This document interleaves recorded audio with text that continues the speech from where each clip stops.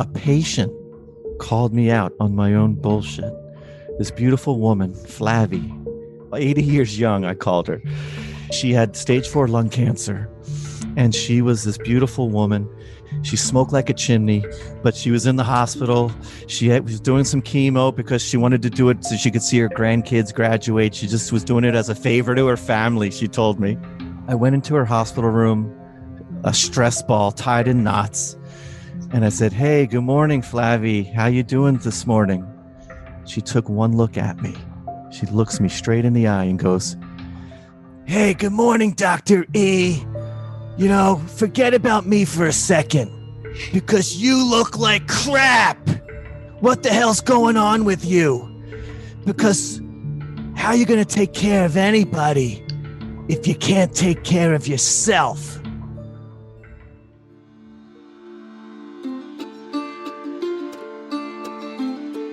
Welcome back to this week's episode of At the End of the Tunnel. I am your host, Light Watkins, and this is your podcast about hope, both receiving hope and, when possible, giving hope. And speaking of giving hope, my guest this week is one of the most inspiring people I've ever interviewed. I first met Dr. Steven when I was hosting my Shine events, which were these live shows that featured people who were using their platform for social good. And someone recommended that we have Dr. Steven come and speak about his work. So Dr. Steven specializes in oncology and hematology. In other words, he's a cancer doctor, and he works with patients at all stages of cancer. But in addition to that, Dr. Steven has been a lifelong musician. And for years, he was conflicted about whether he should pursue music or medicine. And that internal friction, combined with the rigors of being in the business of private medical practice, caused Dr. Steven to become very sick, and he was even diagnosed with cancer.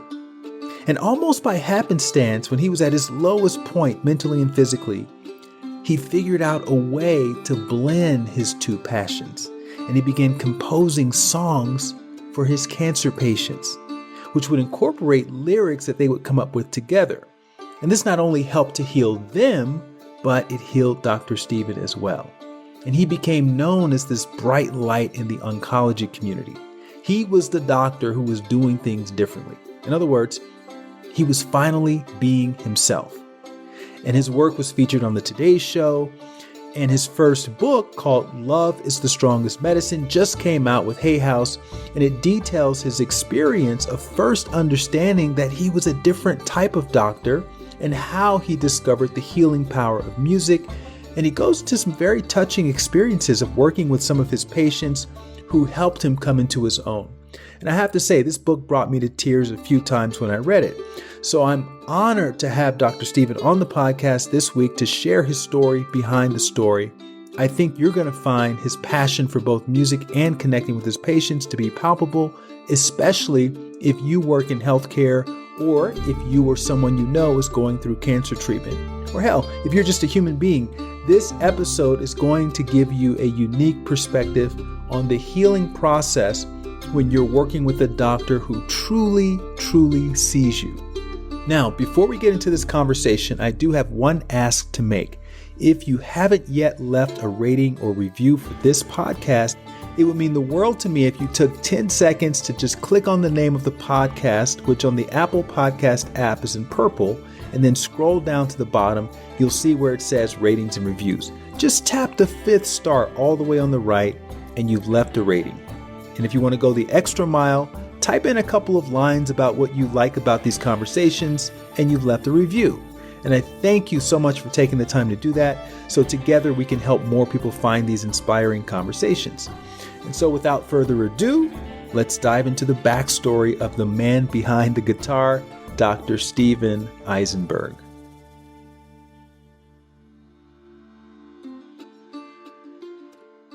Dr. Steven, welcome to At the End of the Tunnel. So good to see you. I don't think I have had one other person on this podcast who actually experienced the near-death episode with the light at the end of the tunnel. So I'm excited to dive into your story. Thanks, Light.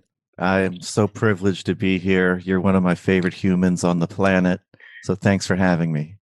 I'm trying to remember how we actually connected or who we connected through, because I know you did a talk at the Shine a few years ago in Malibu. Do you remember Yes, what our mutual connection was? Barbara. Was it Barbara. Barbara? It was Barbara. Shout Okay. out to Barbara. Shout out to Barbara. Yeah, Well, anyway, I've been following your work. I was really inspired by everything you were doing back then. And now we get an opportunity to kind of go into the details of the backstory, which is my favorite thing in the world. I'm obsessed with backstories. And I like to start the conversation off talking about childhood. And I know you grew up in Philly. At least that's what it says in your book. You're a that's Philly right. kid. Yeah, that's right. So thinking back to little Steven or Stevie or whatever they called you back then, Stevie. in your earliest childhood memories, was there a toy or an activity that you were obsessed with back when you were a kid in the early 70s? It was my little cassette recorder. I used to make little radio shows. And back when I was a kid in the 70s, I was obsessed. I was obsessed with Steve Martin. I love that wild and crazy guy. And I would make these silly radio shows on this cassette player.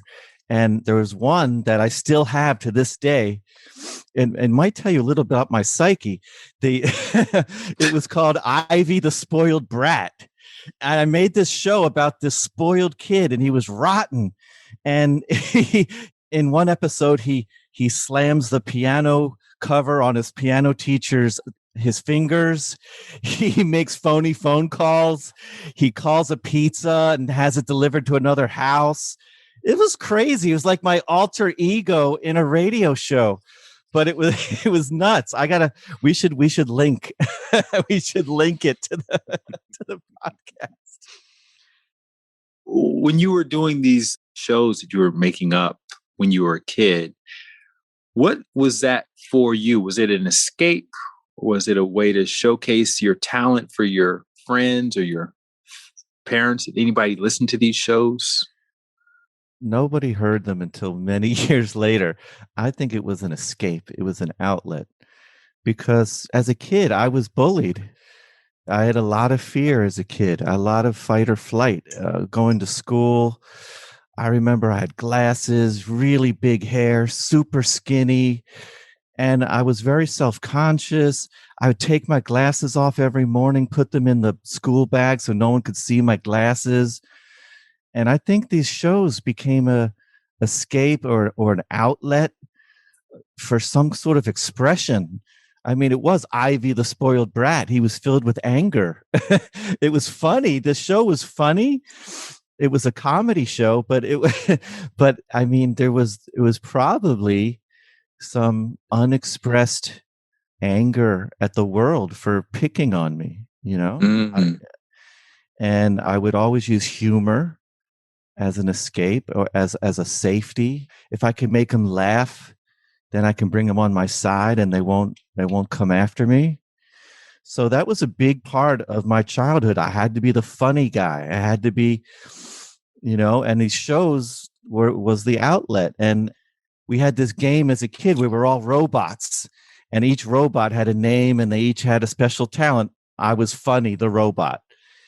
And one kid controlled all the robots named Todd Zeldin. But for some reason, I was fun. It was my mechanism. It was the way that I could bond and I could be your friend because I could make you laugh. But it was also a way of trying to escape being made fun of. What was your relationship with music back when you were a kid? Did you play the flutophone? Any instruments? I played the recorder as a little kid, and we had this little upright piano, but it was my father. It was my father. He could play any song just from his ear. He could play anything. And the crazy thing is from a young age, he showed me that you could have both sides of the brain working at the same time. He went to art school, Philadelphia College of Art, and then later went to med school. So he showed me at this young age. He'd come home. I'd go to his office sometimes. I'd see him with the patients. He might have me like help file some stuff. This was I was a little older, but I remember him coming home from work and getting in front of the piano and playing any song. It was a way for him to relax. So I saw this. I saw music as a way to unwind, music as a way to connect, and it connected us. And so from a very young age, I started writing little songs, little lyrics, little poems, and I had no idea what it would turn into. But again, it was an escape. It was a way of expression. So music for me was soothing. It was a way of connecting to my father, who was very busy as a family practice doctor. But we bonded through music and sports. Philadelphia sports. We'd watch Eagles, Phillies, Sixers, and we just loved it. And it was a way for us to come closer together. My dad has had his own struggles in life later that we can get into, but he lost his love for medicine many years later with HMOs coming in. His joy of medicine started to drain. And I always feared as a doctor, I don't want that to happen to me. And he didn't want that to happen to me. In fact, he may have encouraged me. I think at one point he said, you got to be really sure you want to do this because it's not everything it's cracked up to be. When you were a kid, did you look up to his profession in that way? Did you fantasize about one day becoming a doctor or really just being like your dad? I did. I'd go to his office. I'd see he even did acupuncture. He took like this special acupuncture class in the 70s. So he's doing family practice. He's doing acupuncture. He was very integrative minded. And he didn't he didn't have a piano in the office or anything like that. But I did want to be like him because his patients loved him. My mom loved him. They later got divorced, and that's a whole other story. They split up when I was 30, and that's a whole other story. But he was very creative, and I did want to. He can play piano much better than me. That's probably why I chose guitar in the end, because I never practiced piano, and I wasn't very good. So that's probably why I picked up his old guitar from the attic. It was a righty. I strung it left-handed for me. I'm a lefty. And I started playing guitar in med school. When I finally moved out, there was no piano, so I had this guitar. But I did want to be like my dad. I wanted to be a great doctor. I really did. But I had this fork in the road before I went to med school, a big fork in the road, whether I was going to do it or not. What was the vibe like in your house? I know you had a little sister, your parents were together. And when I'm asking this question, what I'm referring to is, did you feel supported in whatever you were doing at the time? Were there any learnings or lessons that were echoed in the house from your parents that you remember? Yeah. Like, was there a work hard ethic, that kind of thing, or express yourself? Definitely work hard. Definitely work hard. I mean, and I could see that. I could see it in my dad. When the phone would ring, we'd be eating dinner, and the phone would ring. It would be his answering service. That damn answering service. He'd be like, "Oh, answering service." So there was this work hard, but there was also this underlying angst. I could tell, like, part of him didn't love it. It was upsetting to me. And many times, even as a child, my parents, they split up for a little bit. They got separated when I was maybe 7 years old. So as a very young age, I remember having to be like, I need to fix things. I need to be a fixer. I need to try to get my parents happy with each other again. And that's not healthy as a child. So I think I struggled with that. There was work hard. There was definitely freedom, self-expression, great friends around. But on the other half, there was the bullying. And so there was a lot of ignore the bullies. You're a great person. Be who you are. Ignore them. But part of me wishes that my dad took me to learn karate so I could defend myself. So I was like, 40 pounds soaking wet. So it was like totally, I was this little toothpick. And that was one of the band names later, the Toothpicks. But, and even now, when I record music, for some reason, you're going to laugh at this. On Spotify, my music's under Skinny Philly Kid. That's my band name, Skinny Philly Kid. So it never really escaped me, even though I'm not skinny anymore. I'm always sort of that skinny Philly kid. And there was they were very supportive, very accepting, very great. But again, I struggled internally with the Sunday night blues because I knew Monday morning's coming and I got to go. I was going to get You got picked to on. endure 5 Yeah, days of getting picked on. I was gonna get picked on. So my friend and I would talk Sunday night. You having the Sunday night blues? Yeah, me too. And we would just talk it out. But when I go back to my childhood, I look at all those things as things that really helped me through where I am now. Yeah, I mean, I've been through a lot of ups and downs, and like Rocky, I'm not saying I'm Rocky, but like Rocky from Philly, I had to keep picking myself up off the mat. And the biggest thing that really knocked me down when I was 13 was that horrible accident. Yeah, so you're out riding your bike one day. I'm assuming at 13 you're pretty proficient at riding bikes and looking both ways. But what happened? I was coming around a corner and I just didn't see this car, and I don't remember the car hitting me. I totally blanked out, which I think is God's way of protecting you. I remember coming down and coming around the corner, and the next thing I know, I'm flat on the ground. I wake up. There's a whole team working on me. I must have been out for 15 minutes or something. But I mean, I wake up and the only thing I remember is an ambulance around me, the guys working, and puncture wound, right tibia, puncture wound, right tibia, cut the pants. So they had to like cut open the leg to see the wound. I look over my left shoulder. My mother's there crying. I'm sort of in and out.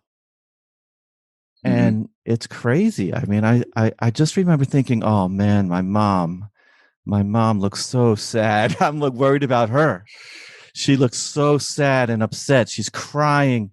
She's up there, left shoulder over my head. And then in the ambulance, all this stuff, it was really bad. My whole face was ripped apart. My ear was hanging off. My pinky was hanging off. My face was torn apart. And I mean, the first thing they had to do was stabilize me because I had a major brain trauma. My head bashed through the windshield. I ended up rolling off the car onto the floor, onto the ground, the street. And that first night in the ICU, after they sewed my face back together, they fixed my leg, had a huge puncture wound, bone popping through the skin. Not to get too graphic, but that first night in the ICU, my brain was so swollen, I lost the respiratory drive, stopped breathing. That was it. That was it. And I saw your name. I saw light. I saw a bright light. That first night, I made a rhyme. That first night, I saw a bright light. I mean, I was 13. I didn't know what was going on. But all I remember is seeing it and then almost like a whoosh, and then coming back. And there's a nurse up here, two nurses, one on the left, one on the right, saying, "It's going to be okay now, Stevie. It's going to be okay. You're okay now. Keep breathing. It's okay." And so they brought me back. They brought me back from the brink. They brought me back from the brink. And that was the first time in my life that I got a second chance. There's others, but that was the real second chance, my light at the end of the tunnel. I got this second chance at 13. But the thing that happened after that was I couldn't speak. I couldn't speak. I had expressive aphasia for quite some time. Talk about the effect that Dr. Kodsey had on you in the hospital when you were there for a month after the accident, because you mentioned that in your book as being sort of a influential moment for you. Yeah, my face was so torn apart, my ear hanging, dangling off my head, my left ear. My entire left side of my face was one big scar. And it took 6 or 7 hours for him to sew up all of the face wounds. So I remember looking up at him coming in and out of consciousness. They didn't put me completely out because of the brain injury. So I was up. And I remember him injecting my face with all the lidocaine. And I just remember looking up at his eyes and his soothing voice. And he's saying, "You're doing great. You're doing great. You're going to be okay. You're doing great. I'm so proud of you." And I could see the light, his bright light, the surgical light, and his eyes peering out behind his mask. And he had this huge telescope thing on his head so he could see closer up what he was doing because it was so fine detail.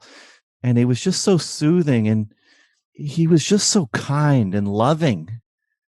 There's no other word for it. He was loving. He was like this beautiful soul who was also an artist, because now you can't hardly tell that my face was torn apart, but you could sure tell like for a good year.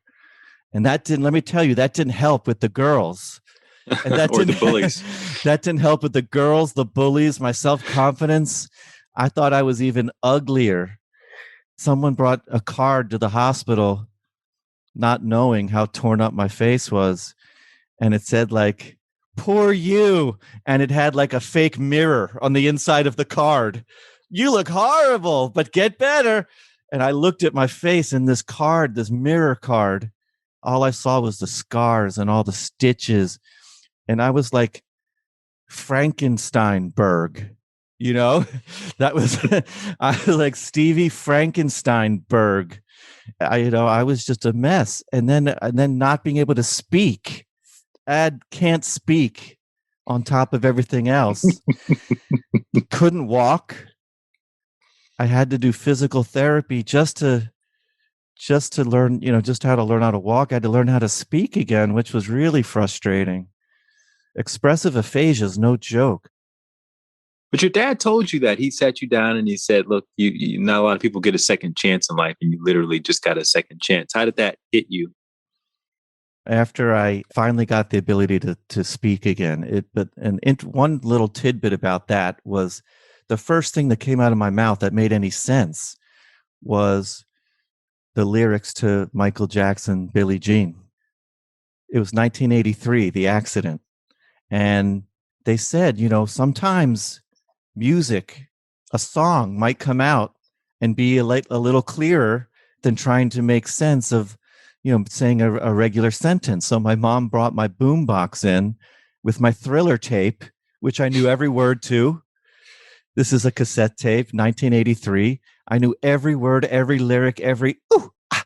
So the first thing I said was, in my crazy little 83 voice, "Billie Jean is not my lover. She's just like," it was like the first thing that made any sense. And that was the first inkling where music really started to save me. And little did I know how it would come to play later, but you're right. So after I'm out of the hospital, I'm on crutches. I'm getting around with the crutches. I can now speak in sentences. My dad took me out in the back of our house and said, they called us. He said, "I want to tell you something, but I don't want it to freak you out too much." But they went home for a few hours to get a little rest. They said they called us to come in immediately because you stopped breathing, and they thought maybe that was it for you. And we were really scared. I thought I didn't want to get any calls that first night. And you got this second chance. You got this second chance at life. And I'm just proud of you. I love you. Don't forget about that. You made it and you're here and you're going to get better. You're going to get better and better. Your face will heal up. Because I still was like, Frankensteinberg. And at 13, all I remembered was just don't live with regret. For some reason, it was like, don't die with your music still in you. That was the Wayne Dyer line because I was a Wayne Dyer, I still am. I'm a Wayne Dyer diehard. I'm a Wayne diehard. And I'm a Wayne Dyer diehard. I just love him. I would listen to these tapes. You know, it would go between Thriller and Wayne Dyer tapes. He'd had those tape programs from Nightingale Conant. Remember those? So I'd go from Thriller and Purple Rain to like Wayne Dyer. And so don't die with your music still in you. That was like the line that changed my life in many ways, because I always loved music. I always loved comedy, expression, laughter. Laughter was my coping mechanism, humor. But what did he mean by that? It meant take chances, no regrets. Back then it was, if you like a girl, ask her out, even though you look horrible and you've got the crazy hair and you're on crutches. You know, don't die with your music still in you. Don't die with regrets. You have to take chances in life. And these were the things that sort of shaped my young teenage years. It was like I became almost like a daredevil in a way.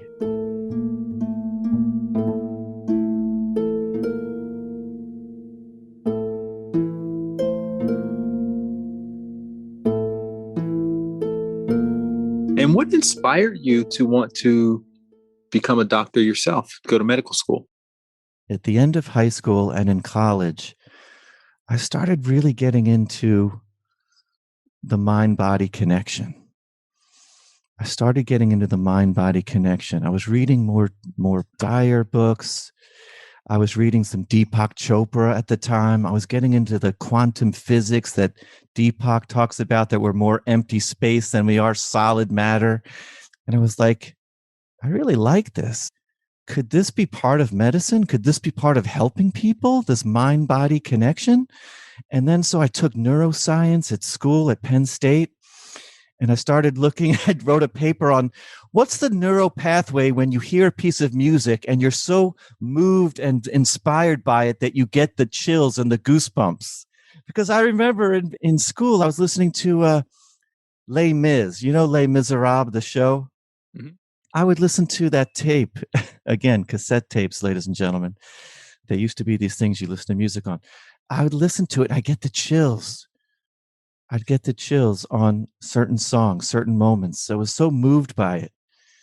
And I knew something was happening in my body. This something I was listening to was changing the physiology in my body. And I thought, mind-body medicine, that's the way to go. There's got to be a link. And I think I could use this to help people.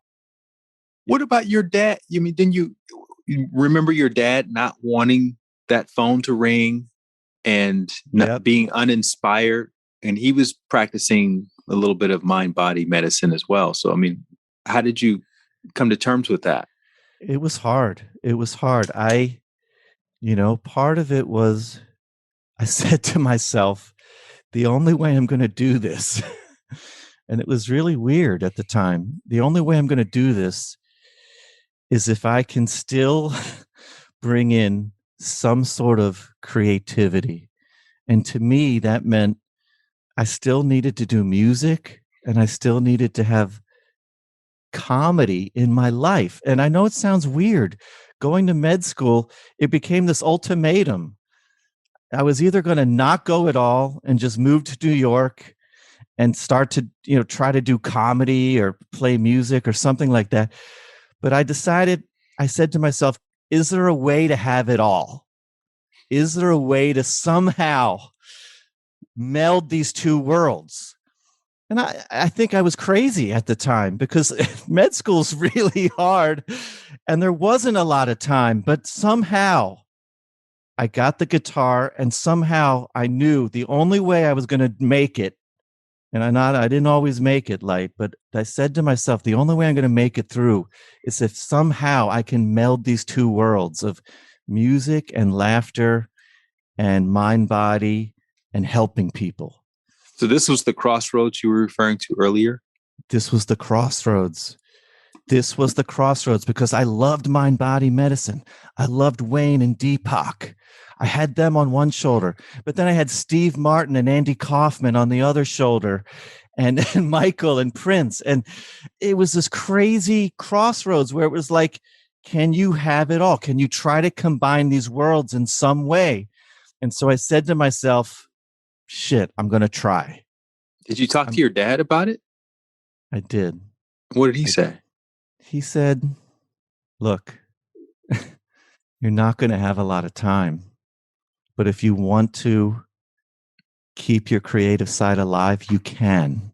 It's possible. He said, anything's possible in your life, but it's not going to be easy. And he said, if you're going to do this, you got to really want this. And so he was being realistic with me, because those long nights studying, those long all-nighters, yeah, I would break up the studying with guitar, and I started to write songs in med school as a way to cope, as a way to de-stress, as a way to find myself again when you'd be so lost in all of the stress and the studying and all the hours. I'd come home. I remember every day that I'd come home, the first thing I'd do is pick up the guitar. It was the first thing I'd do. And even med school, little words and phrases would inspire lyrics and songs back in med school. And the one that stands out was this song called Sympathectomy. There's a procedure in neurology called a sympathectomy, where you cut the sympathetic nerves and it helps the pain. But I was like, sympathectomy, I like that. I don't need your sympathy. I don't need your sympathy. I'm getting a sympathectomy. I don't need your sympathy. No, no, no. And it was this idea that I was trying to combine the two worlds. And yeah, I would go to the Grape Street pub in Manayunk, Philly. I'd play little open mics, and it was this trying to combine the two worlds. It was trying to combine the two worlds. And at the very end of med school, towards the end of residency, I took all those songs I wrote in med school, and I made an album. I recorded an album down the street where I lived in Philly. There was a recording studio. I could send you the very first album of all those. It's like 15 songs, and it's all about getting dumped and girls. It's all about relationships and getting dumped and struggling to find my way in Philly. But it was the way the music saved me in many ways. It kept my inspiration going and that mind-body connection going through med school. There was a doctor that you mentioned in your book, Dr. Fliegelman. And I think when the layperson thinks about doctors, particularly in Western medicine, we think about them as sort of cold and calculating and, bottom line type of people. And he seemed to be the opposite of all of that. And he talked about his 10 C's. We don't have to get into all of them, but can you just talk a little bit about what he was referring to with those 10 C's and why? He was like a beacon of compassion. He was amazing. Gray beard, very pointed eyes, just very serious when he walked in the room the first day during the white coat ceremony. They give you these little white coats and you stand up and you take the Hippocratic oath. But he came in and he pointed towards the door of the auditorium and he said, "For all of you here today who do not have compassion in your hearts, there, my friends, is the door." And he pointed to the door. And I was like, I love this guy. I love him. And then he went over his 10 C's, which were compassion, connection, competence, creativity, contact. And he went over every one and how you had to keep these in the front of your mind throughout everything we were doing. Because again, it was like what my dad said, this is not going to be easy. But those 10 C's, I wrote them down and I plastered them on my wall in my my little Philly apartment. And I would look at them every time I was studying for something. It's like, why am I learning the names of 100 drugs right now that I'll probably never use? Because of the 10 C's. Because of the 10 C's. Remember the 10 C's. Remember the 10 C's. And It kept me going. And he was an OBGYN. He was towards the end of his career when he came in and did that initial talk. But I remember doing my rotation with him, and the patients just loved him. They called him Uncle Manny too. He was Uncle Manny for everybody. And I remember giving him a big hug at graduation and just telling him that I loved him. And I wrote a school show. I was the director of the school show, and I put him in a skit and his part of the skit was he came in and he comes and he saves PCOM from an alien invasion. And he's he's the hero of the skit, but he did it. He acted. He was so great. And we had this great bonding moment. And I was so blessed to receive, they created an award called the Manny Fliegelman Award, and it was a compassion award. And somehow I was the first recipient of that. And so that is my biggest award I've ever received in medicine. I'll always cherish that because it's Uncle Manny. It was from his heart. His family made this little award for his name. You were also, as you mentioned, playing in cafes. You went down and auditioned for Rent at one point. So you're really like walking the line between, do I want to be a full-time musician who practices medicine on the side, or do I want to be a doctor who plays a little bit of music on the side? It's true. It's true. I don't know what I was doing. I was nuts. Again, it was that don't have any regrets. So when there was no internet at the time. I don't know how I found out about this, but it was like open call auditions for Rent. So after the morning lecture at med school, I jump in the car. I drive up to New York City. My guitar's in the back seat. I'm like, I got to try. It's my favorite show. I'm in love with this show. It was my new Les Mis. I'm getting chills from the songs. So I wait in line. There's a line around 2 city blocks in New York City. I'm talking to all these professional actors and Broadway stars. I'm like, what are you going to do? Oh, I'm doing Amazing Grace. What are you going to do? Like, well, I was going to do the first song from Rent. And it was nuts. So it's like 3 hours in line. I go in. They're like, okay, please state your name and what you're going to do for us today. I didn't say I'm a med student. I'm like, hey, I'm Steve, whatever. And I play it. I play, the first song is November 24th, 9 p.m. Eastern Standard Time. From here on in, I blah, blah, blah. So I'm playing that on the guitar. And, they were like grooving a little, but then they're like, thank you very much. We'll be in touch. I never heard from the Rent producers, but I did it. And I felt good because I did it. I took that chance.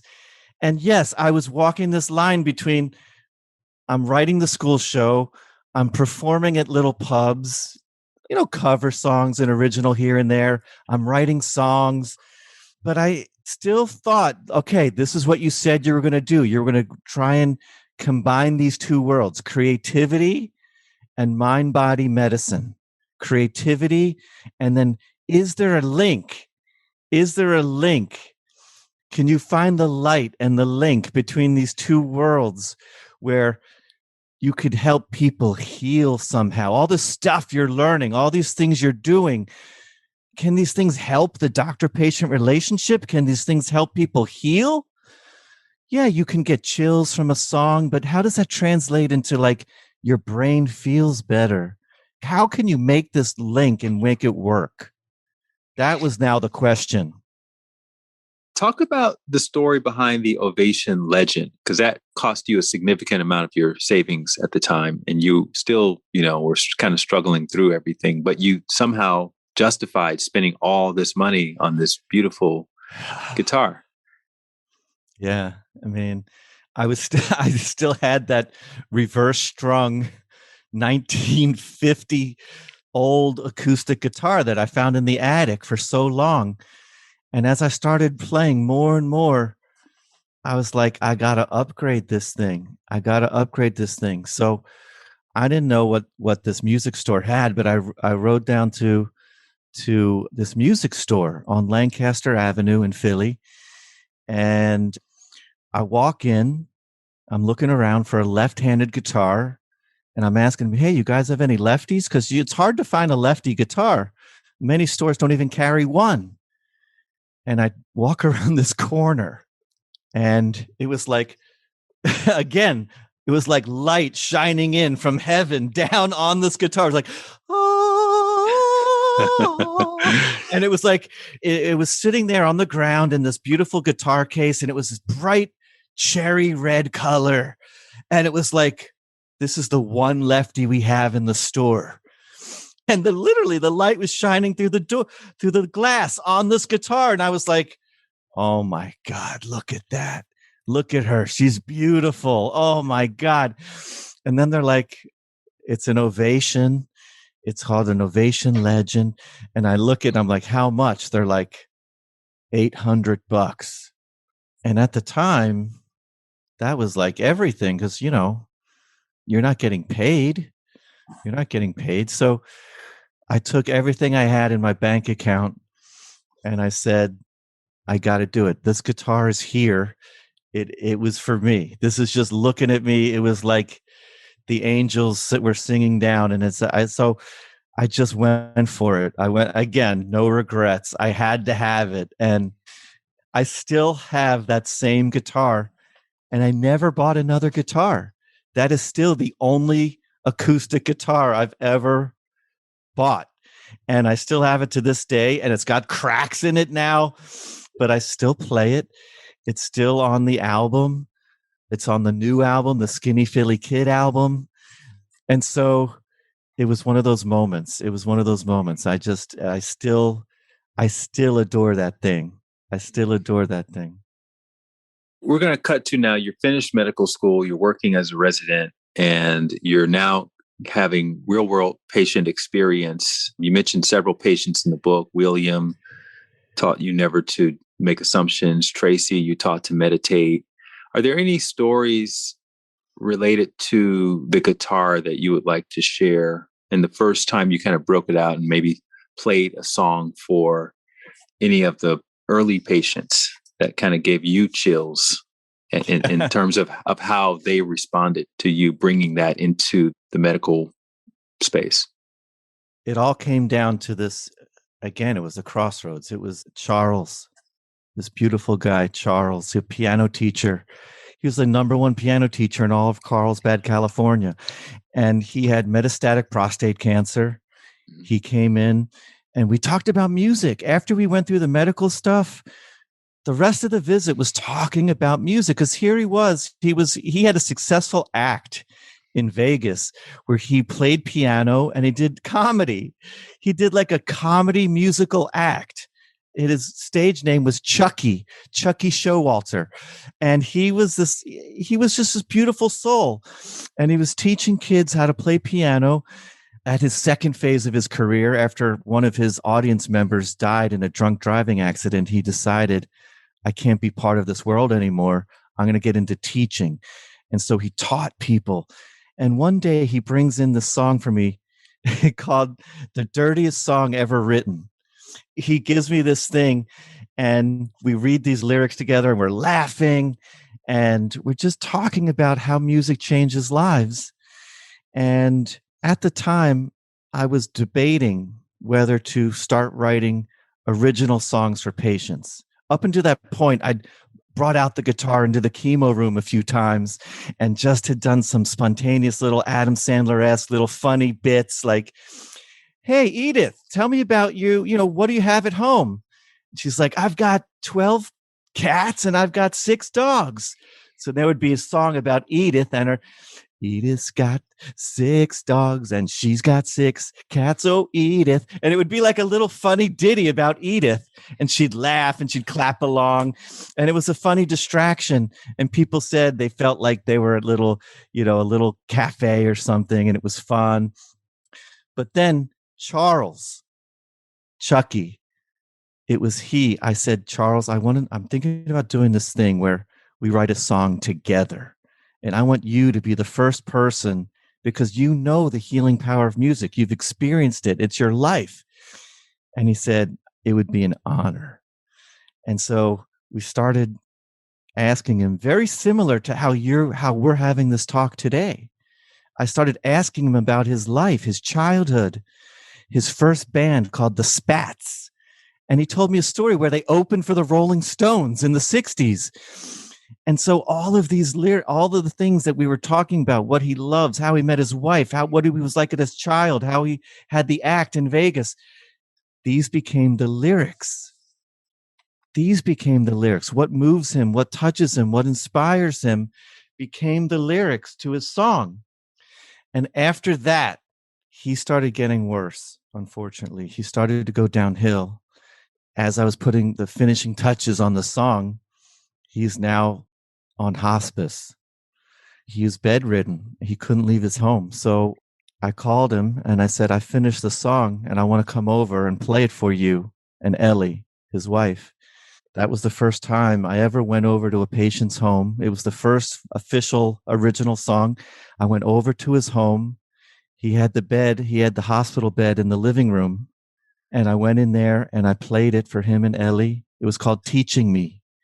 And it takes you through his life of going from performer to teacher to then how he was teaching me about the beauty of music and the healing power of music. And so I played it for him. He's crying. Him and Ellie are hugging. And he said, you get me at such a deep level. I feel this deep sense of validation, of peace, knowing that this will live on, that these lyrics will always be here. And then we just hugged it out. And that was the first time it ever happened. And then later, after he passed away, I played it one more time in front of people at his memorial service. All his piano students were there. They played their favorite song they taught him. And his wife graciously, so beautifully asked me to play his song at his memorial service at someone's home. And it was then that I felt I can't stop doing this. I mean, this was maybe the thing that I was looking for all along. This was somehow bridging those two worlds. When Chuck and Ellie and we played it and the piano students and because I felt him in the room. Everyone felt his presence in the room through these simple words, through these simple lyrics. And there was healing in that room. There was healing. There was healing of the grief. You know, people, of course, you feel your grief, but there was also a deep sense of this is who he was and we love him and we honor him. And this was the first time it happened. Like, this was the first time it happened, and I knew I couldn't stop it. I couldn't stop it. It was maybe the thing that was going to be the answer.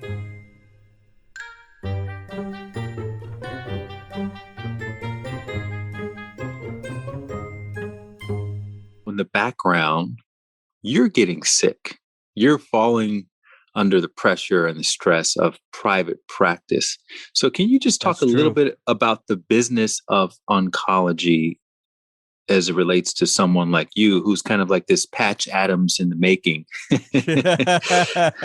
But you gotta, get clients, and you gotta make sure that people are referring people to you and do all the things. So how is that working out with the background with your own personal health?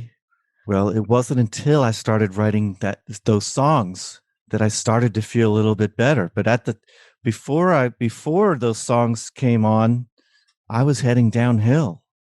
I moved across the country to join this very successful practice, and I had no idea what it takes to make it, quote unquote, in private practice. You're not prepared for that in fellowship at Georgetown. They don't teach you. This is how you build a practice. And even when I joined the practice, there wasn't an instruction manual. It was just go out there, get your name out there, get lots of patients, be a go-getter, win, build, and outperform everyone else so you get all the patients. And as I'm trying to do this, my guitar is gathering dust in the corner. There's no time. Forget songwriting. Forget anything creative. I had to learn how to build a practice and make sure I got my billings correct and fill up my schedule and make sure everyone was on the best treatment and be number one. And make sure that you covered your expenses. and my heart was sinking. I chose this. I chose private practice because I thought it would provide me some freedom, and I could do it my way. I could do it, if I'm not being analyzed by every academia person in Georgetown, I can be a little more freer to write songs and be funny and be who I want to be as an oncologist. Well, F that. It was being drained out of me. The light was dimming light, and I was just slowly fading, and I got sick. The stress takes everything you experience and worsens it by 100-fold. So I'm not sleeping. And of course, now I'm stressed. I'm not sleeping more. I'm getting pain in my muscles. Fibro. Now that's worse. I'm getting irritable bowel. I'm not eating right. My gut flora is all out of balance because of the stress. I'm getting prostatitis. It hurts when I pee. What the hell's going on with me? I was a mess, and I had a long way to go from mess to success. I had no clue what was happening to me until that fateful day in the hospital when a patient called me out on my own bullshit. A patient called me out on my own bullshit. This beautiful woman, Flavie, 80 years young, I called her. She had stage 4 lung cancer, and she was this beautiful woman. She smoked like a chimney, but she was in the hospital. She was doing some chemo because she wanted to do it so she could see her grandkids graduate. She just was doing it as a favor to her family, she told me. I went into her hospital room, a stress ball tied in knots, and I said, "Hey, good morning, Flavie. How you doing this morning?" She took one look at me. She looks me straight in the eye and goes, "Hey, good morning, Dr. E. Forget about me for a second, because you look like crap. What the hell's going on with you? How are you going to take care of anybody if you can't take care of yourself?" And she could see right through me. I don't know what it was. Maybe I looked pale or something. I don't know what it was, but she saw right through me, and I lied to her. I said, "Flavie, don't worry about me. I'm fine." That's what I said to her. I'm fine. And little did I know back then, fine meant frustrated, insecure, neurotic, and emotional. I was not fine. I was fine in those words only, Light. She called me out in the hospital room.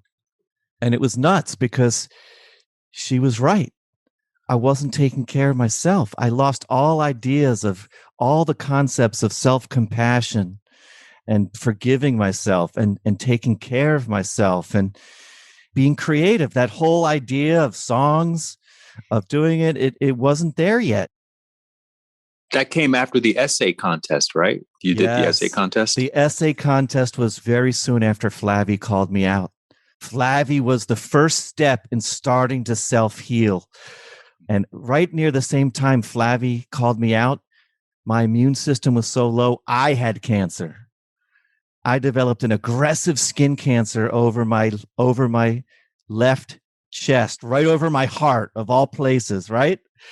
Right over my heart. Aggressive skin cancer. I had to have major surgery to cut it all out. It's because I'd lost who I was. I didn't know who I was anymore. I was trying to make it. The numbers were getting a little better. I was doing what I was supposed to do as a young oncologist, trying to make it, but I was slowly dying inside, you could say. This was like the second time I thought I was on a road to not doing well. Mm-hmm. I'm in the ER with I thought I was having a stroke. It was an atypical migraine. I thought I was having a stroke as a young oncologist. It was the stress, and it was awful. It was awful. And it was songs, and it was the essay contest, and it was Flavie asking me to have a dance in her hospital room. She said, "Listen, you gotta stop the stress." And she brings me over, she gives me a little hug, and we do this little dance. She says, "Just have a dance with me." She was a dancer. So we're having this little impromptu slow dance in her hospital room. Mm-hmm. And from my lips to God's ears, a little bit of stress in that moment. I could feel a little light a little light at the end of the tunnel, a little opening, a teeny little bit of an opening that she's right. What the hell are you doing, man? You're killing yourself to make it, and you're losing yourself trying to make it. And then came the essay contest, which you won. I wrote an essay about how Peter Himmelman's music has changed my life. And it was all about his song, Mission of My Soul. Because I'd listened to that song, Mission of My Soul, back in Philly, back in the hard days of internship. I still had that ideas. I still had all of my bright-eyed, bushy-tail ideas of oncology and bringing creativity. And so I won the essay. It was called Mission of My Medicine. Little did Peter know that my mission of my medicine was struggling. That's why I wrote the damn essay, to remind myself who I was. Little did he know that his song to me, the winner of the essay contest, was Peter writes you a song. So Peter wrote me a song all about my mission, which was to bring laughter and music and love and light, light. And many times that light is through meditation. We'll meditate together in a room, but that comes later. And I heard this song he wrote for me, and I started to cry. It's like all of the pent up emotions of losing myself, of all the stress of losing who I was. To me, I was a loser. Here you are, this supposedly new, successful oncologist. And I had no idea who I was anymore. And I just lost it. And I started to cry because here is a song telling me who I really was, who I had forgotten, who I had let die, so to speak. And the song sort of shocked me a little bit back into the world of the living. No longer was I going to be a zombie doctor walking from room to room, just getting through it, going through the motions of what it looks like to be a successful new oncologist building a practice, having to beat out everyone. I said, F that. Yeah, I still have to be in the world of oncology, but I'm not going to lose my life doing it. And that's a real thing. Just as an aside, 1 out of every 2 doctors has symptoms of burnout, and more doctors kill themselves than in the average population.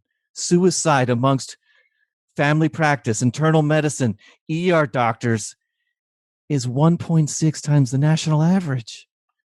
Anyway, I wasn't thinking about killing myself, but I feel like I was dying inside. And it was that song, and it was Flavie, that changed the course of my life. And then that initial song that I actually wrote for Charles and went and played for him. And at that same time, I started doing meditation. The meditation that you teach, I started doing meditation around that time. And that had a huge, huge effect on all of those symptoms. They started to dissipate. I could sleep. I could go to the bathroom without pain. I could be focused more. The fog was lifting, the brain fog. All of these symptoms started to go away. I had to practice my own medicine. I had to get in, really go deep into my own mind-body medicine and my own self-expression that I was just letting collect dust on the shelf. Those 2 things combined, yoga, meditation, 3 things, yoga, meditation, and bringing the guitar into the damn office. Those things cleared up all my symptoms. And it was miraculous. I thought I was going to have this stuff forever. Migraines, irritable bowel, all of it. My quality of life was crap, like Flavie said. Flavie called me on all my BS, and she shocked me into life. And I say she gave me CPR. She gave me CPR. And in the book, CPR means compassion, presence, and resilience. She showed me compassion. She had a few months left to live. And she showed me true compassion. How are you going to take care of any of us if you can't take care of yourself? She yelled at me. She called me out. She showed me true presence. She looked at me straight in the eyes. She gave me her full presence. And all I could think was, oh, I got to rush out of here. I got to rush and do the notes. I got to get back to the office. So, I'm not late and don't get bad reviews. All that bullshit. And then she, because of who she was, her compassion and her presence, she showed me what true resilience was. She was dying, but she was so resilient in that moment. She cared about me more than her own visit, that hospital visit that day. She's like, I'm getting the antibiotics. Don't worry about me. I'll get out of here. Let's talk about you. It was unbelievable, Light. You also mentioned a part in the book where you brought the guitar into the chemo room and you said you were feeling a little vulnerable at the idea of playing. And you looked around and you realized you were the least vulnerable person in the whole room because everybody else was in there receiving chemo. And probably that's the last place they ever wanted to be. That gave you the courage to go ahead and put yourself out there to help people. I thought I was going to be getting a lot of looks, and I thought my partners would think I was weird for bringing a guitar in. I thought that it was just, who the hell does this, right? I have to keep this mask. I have to keep this mask of professionalism. A doctor doesn't do that. An oncologist doesn't go in and bring the guitar into the chemo room. You don't learn that in fellowship. You can't go out of the bounds of the normal doctor-patient relationship. But then you're right. I looked around and I said, no, I have to do this. I have to do this because of everything we've been talking about. I can't not express myself. And it was really about being vulnerable. And how vulnerable are my poor patients? They walk in at their most vulnerable time. They've just been given this horrible diagnosis. They're in a post-traumatic stress experience. When you hear the C word, the cancer word, your body goes and shuts down. You go into such a fight or flight that my whole job now becomes taking the vicious cycle and try to reverse it to post-traumatic growth or post-traumatic wisdom, where now you can come on the other side of it and you can use this whole experience as a tipping point, if you will, to say, I'm going to turn my life around.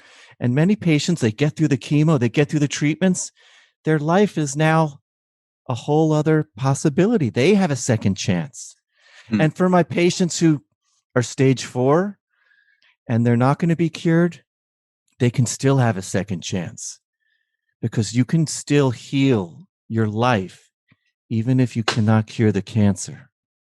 You can heal relationships. You can heal the trauma.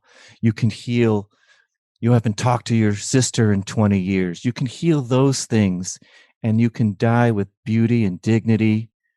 And as I say, with light and love in your heart. And if I bring that to somebody, that's the most beautiful thing you can do as an oncologist as well. Yeah, you mentioned that in the book. You use this wonderful illustration of, when you're at your blackest moment, the dark sky at night reveals the most beautiful, brilliant constellations. And those constellations are those healed relationships or the connections that get forged as a result of this whole experience for not just you, but everyone that you're connected with. I thought that was wonderful. Thanks. I mean, it's in those darkest moments when we do the songwriting session. Some people are at their very lowest, and it's like what you're doing right now. When we're asking these deep questions, they're connecting to that deepest part of themselves. And I'm always just trying to nudge someone back to their highest self. And it's a reminder. The song is nothing more than a nudge and a reminder that they are this beautiful soul who's going through an experience of cancer. They are not a cancer patient, period. No. They are a beautiful soul going through a cancer experience. And if I can lessen the load a little bit, like I say, if I can make cancer suck a little bit less for you, then I've done my job. So walk us through the process. Let's say someone comes to see you. They've been diagnosed. How does it end up with the song? Well, some people, believe it or not, nowadays come in and go, I found you because I saw that Today Show thing, and I think I really like your bedside manner. And don't forget, we're going to have to do a song. They come in request. I'm getting requests when they come in sometimes. But otherwise, other times it just happens more organically. So we're talking. I'm getting to know you. I'm talking about, here's what you have. You've got stage 3 breast cancer. Here's what we need to do. You've had your lumpectomy. We're going to do this oncotype. We're going to look at the genes of the tumor, see if you need chemo. If you need chemo, it's going to give you a higher cure rate. And we get through all of the medical stuff.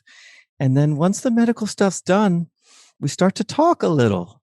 We start to talk. Well, what do you do? What are you going to do when you leave here? I got a young kid and we go to this little music class and then we start talking. Oh, you like music? What's your favorite song? And she'll, oh, I love Barry Manilow, Copacabana. So then I'll go on Spotify. I'll bring up Barry Manilow and we'll listen to it together. Because I really think when you listen to something together, when you have the shared experience, now you got your brain chemistry firing on all cylinders. You've got bonding chemicals. You're starting to bond as doctor and patient. And then maybe the second or third visit, I do this thing where I write songs for patients. And I think it'd be great for us to do one. And if they're into it, then we set up a time on the phone and we do the songwriting session. Not too different than what this is looking like. Your amazing podcast. We try to go deep. Now it's maybe a half hour to 40 minutes on the phone, and I'm taking notes. I'm writing wildly as we talk. Little off ideas. The clock, right? Yeah, right. Off the clock. This is not, I'm not billing them for medical visit. This is off the clock after all the patients are seen, before I go home. We do a little songwriting session, and then I take in the notes, but it brings me so much joy because I say, my patients are my greatest muse because they're like fighting for their life. And so if this song brings 1% more joy than yesterday, that's good. So we're finished. I have a page or two full of notes. And I say, thanks. Well, I'll let you know when it's done. And so over the next week or so, little ideas come in. Little ideas like they might have said, I grew up in Michigan by the lake and we would take this rowboat out. So it's like, Shirley rowed her boat ashore and her soul is asking for more. Like I'm getting these ideas coming in as from her song. And then there's a tune that comes with it. Shirley's riding her boat ashore. Little did she know she's getting more. And so then I figure out the chords. And after a week or two, there's a song there. And either I'll play for her maybe over the phone, or I'll play it maybe if I have the guitar in the office when she's in, I'll play it, or we'll schedule a time to go do a little celebration of life. Like when she finishes her last chemo, we'll go and do a little celebration. Shirley will invite like her favorite people over and we'll have a little cake or something and we'll do a little song. And it's a little moment. It's a little moment of celebration because I like this idea of eulogizing people while they're still alive. Don't tell someone what you love about them only when they're dead. So the songs are about what we all love about you while you're here. When you hear everything that everyone loves about you in a 2-minute little song, it's hard to go wrong. And it is vulnerable. They feel vulnerable. I feel vulnerable playing it. But from vulnerability comes love. And perfectionism is the enemy of creativity. It just stamps it out. So the songs aren't perfect. My voice isn't perfect, but they don't give a crap. They just love that it's a song about them, that their doctor's playing for them, that they co-wrote. They're the co-writer. I'm not just doing it. They wrote it. They wrote it with me. And then I give them little framed lyrics, and it's just fun. And every time I do it, I feel a little bit of my soul coming back more to life in oncology. Like, because you still get burned out. It's not like this is a sure-proof way of never feeling stress in oncology. And every doctor, I think, has to discover this, whatever this is for them. Mm-hmm. They're not all going to write songs for their patients, but we're having a major epidemic of burnout in medicine. Doctors are miserable. The suicide rates are high. Doctors hate being doctors. Patients hate their doctors. There's no relationship. It's broken, Light. It's broken. And for me, this worked. But I think it can work for every single doctor and every single patient when they put their minds and their hearts and their souls to it. Just discover what that thing is for them. It's not songwriting for everyone. It could be watching a 2-minute comedy video together. Hey, what's your favorite Seinfeld bit? And you sit next to each other. It could be sitting next to someone and Googling, what's the top clinical trials for you? It could just be this shared creativity. Any type of shared creative act, I feel, will bring the connection to the forefront, the empathy to the forefront, and the symptoms of burnout will slowly dissipate. It's the opposite of what they tell you. Build a wall between you and the patient. Keep yourself separate from your patients emotionally. I say no.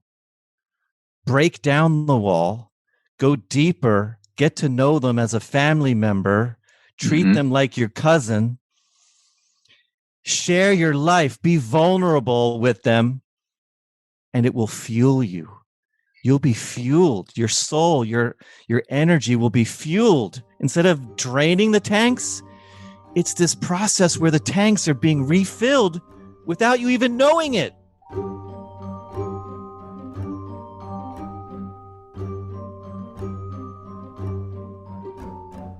As a last case study, can you share Clara's experience? She was the person who was on chemo, I think the longest that you've ever administered. It's like a year of chemo. And she had no insurance. She was undocumented. Yeah. What did you do? I love her. She is amazing. She came in. She's in the hospital with all these tumors up and down her spine. And it's called PNET, primitive neuroectodermal tumor, otherwise known as like Ewing sarcoma is another name for it. It's a thing that kids get, but she was older. She was like 20. She was like on the older side of it. So she couldn't go to Children's Hospital. We had to take care of her. And she came into my office after we got her out of the hospital. And she needed a year of chemo on this pediatric protocol. I worked with the top pediatric oncologists in the country to get her the best treatment. We had to like raise money for her. She had to get all this chemo basically donated through drug companies, and she could pay a little. She was raising money through her family. She just paid what she could. And I got her free scans because we had to scan her every 3 months through this year to see if it was working. And it was working. I said to the radiologist, I send you 50 scans a week. You got to do this for free for Clara, or I'll go down the street. I had to put an I'll go down the street to San Diego, blah, blah, radiology. So they did me a favor and they did her scans for free. We got the chemo donated and she went into a complete remission. And I have good news about her. She wanted to have babies after she got into her remission, and she was able to. We weren't sure if she could. She's got 2 healthy kids right now. She's still battling. And she brought me this little angel, this little statuette, and it's this little cute, it has the little wings, and she brought it to me and she said, "You're my angel." And it's again, that and Manny's little award. That's my Nobel Prize. That little statue from Clara, the little angel statue. That is my Nobel Prize. I keep a drawer full of little notes, thank you notes. Whenever I feel bad or whatever, I open that drawer. That's my drawer of Nobel Prizes. And I have her statue right over there. Is your dad still around? Yeah, he ended his career recently. He stopped practicing for a while, and then he went back and he was the physician for a prison. Huh. He ended his career as a prison doc. I said, why did you choose that? He said, I wanted to end my career doing something that would make a difference for people who could really use it. And he said, what I learned from doing that is what I wasn't treating prisoners. I was treating patients. And he said, I never treated anyone like a prisoner. And I thought that was just a beautiful thing. And he ended his career as a prison physician, and now he's retired. And I dedicate a large part of this book to him because he showed me that it was possible to combine art and healing. He must have been so proud when that Today Show special came out, and just to hear all these stories. He was proud. Part of me, and I still tell him this to this day, I said, what if you had just, after art school, if you had just stayed an artist? What would have been different? And my life probably would have been a lot different. I don't know exactly how, but as a physician, he provided a very good life. But I wonder what his life would have been like if he was an artist only. And I also think, what would my life have been like if I was just an artist of some kind? But that's not the path I chose. So now I try to combine the two.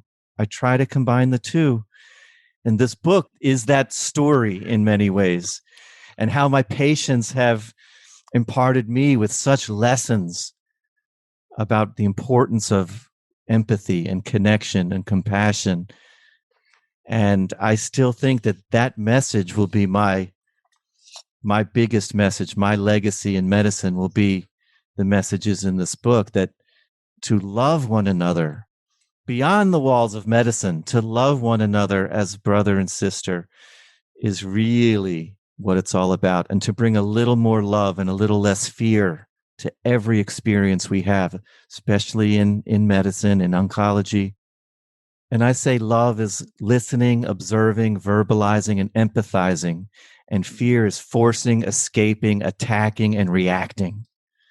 And at every moment, you can look at that formula and say, am I on the love half of that equation, the top half, or am I on the bottom half? Am I listening from love to light, or am I forcing my own views? Am I observing light? Am I looking at his eyes? Or am I escaping and just trying to go into drugs or alcohol and not listening to my body? Am I verbalizing from love, or am I attacking somebody with my hate? Am I empathizing? Am I in that person's shoes? Can I get myself in their shoes?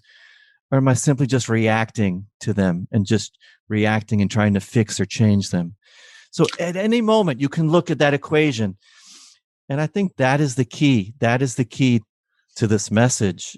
And that's what I think empathy is. Empathy is moving a little bit towards the top half of that equation. So let's say, obviously, if someone's in San Diego and they get a diagnosis, they need to come see you ASAP. But let's say someone is not anywhere near you and they get a diagnosis and they're listening to this. From all of your experience, what should they do? Should they try to find someone like you in their area? Should they start listening to more music? Like, what should they do? It's a great question. Well, first of all, you got to find you got to get your board certified medical oncologist, hematologist, make sure they're board certified. And you have to take a stand for yourself. You got to find someone, and you can interview 2 or 3. You got to find someone who you're connected with, who you trust, who is going to honor who you are. As the medical oncologist, I don't own the team. I'm the quarterback. Okay. I'm Jalen Hurts. I'm an Eagles fan. I'm Jalen Hurts. But I'm an Alabama fan, so I get it. Yes, I'm the quarterback, but the patient is the team owner. So you got to find a quarterback that you can communicate with, that you love. But you can also do telemedicine with me. I don't have to be your oncologist, but I can be your distant telemedicine oncologist. I can be a cheerleader from afar. I can be part of your team.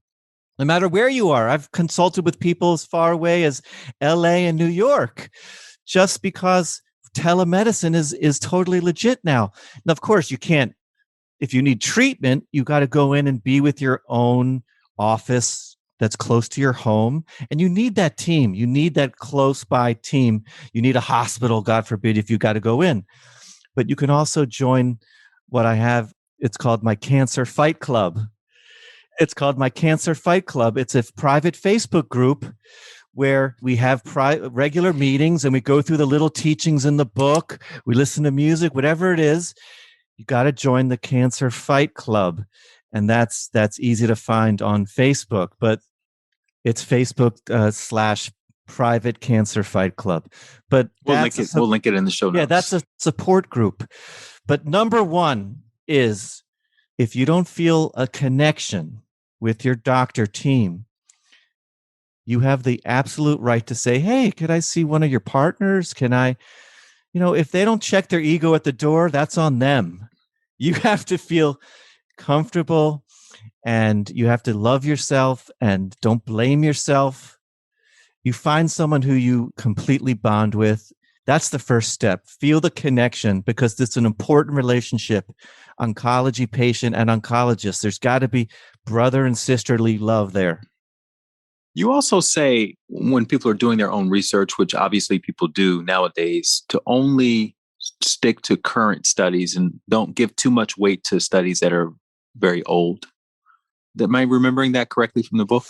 Yeah, there's been so many advances where a study 20 years ago may not have all of the new data and all of the new statistics baked in. So, now we're doing immunotherapy, we're doing biologics, we're doing CAR T therapy, where we're taking your own immune T cells, we're transducing a gene into them and training them how to go after cancer cells and lymphoma and leukemia cells, where we couldn't do this 20, 30 years ago.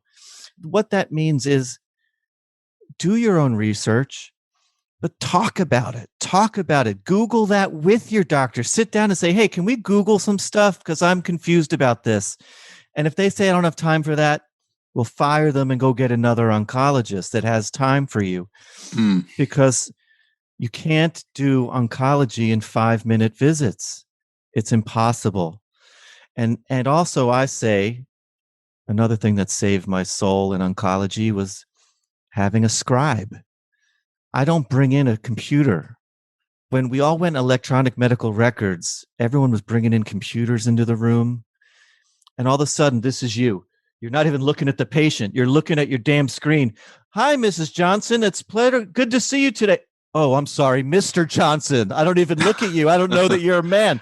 So get the computer out of the room. Look at your patient in the eye. Observe their body language. Speak from love and empathize. That's the key. And that's got to be the future. That's got to be the future. You can combine tech, big tech, and big heart. That's a combination that's going to win. And Eastern and Western. You talk about that being a good thing. Eastern and Western. You use the best of the studies and the best of the human spirit. You got to bliss more as you're going through chemo.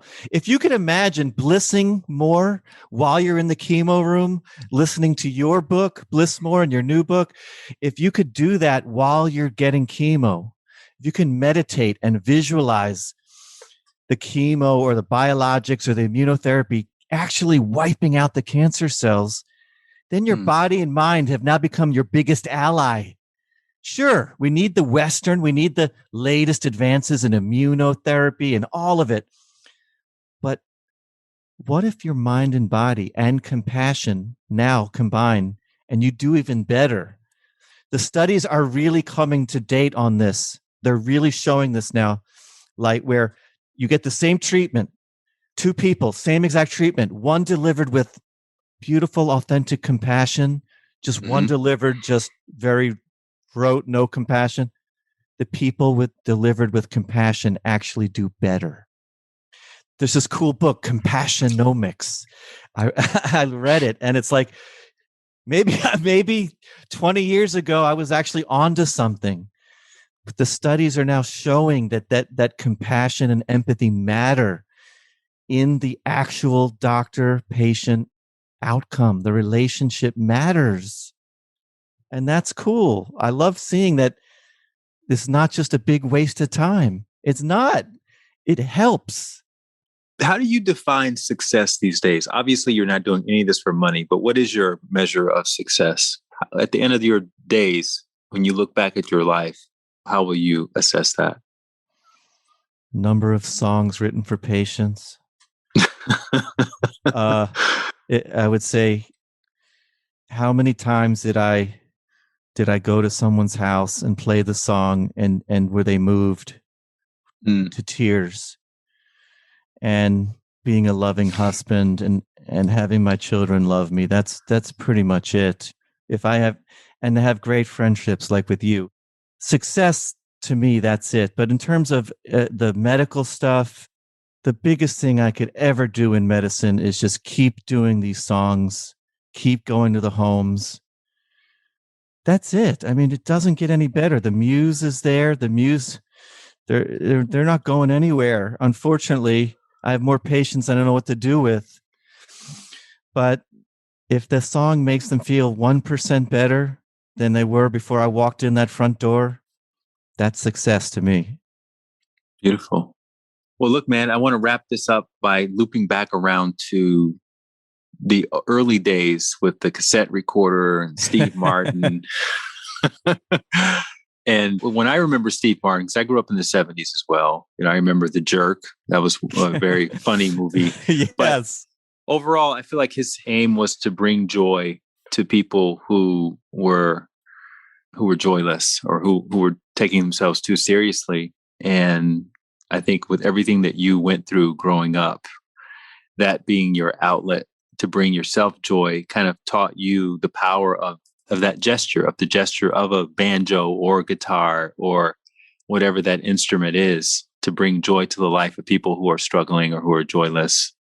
So I just want to acknowledge you for having the guts, man, having the balls to bring that guitar out that first time and start strumming something. And I know initially it started with you just playing their favorite song, but then evolving that into making up a song and that becoming your thing and overcoming whatever shame or you may have felt doing that in the eyes of your colleagues, and really owning it and stepping into that fully and then becoming known for that. And so you're now blazing the path. And I love that, when Joseph Campbell says, if you can see your path, then it's not your path.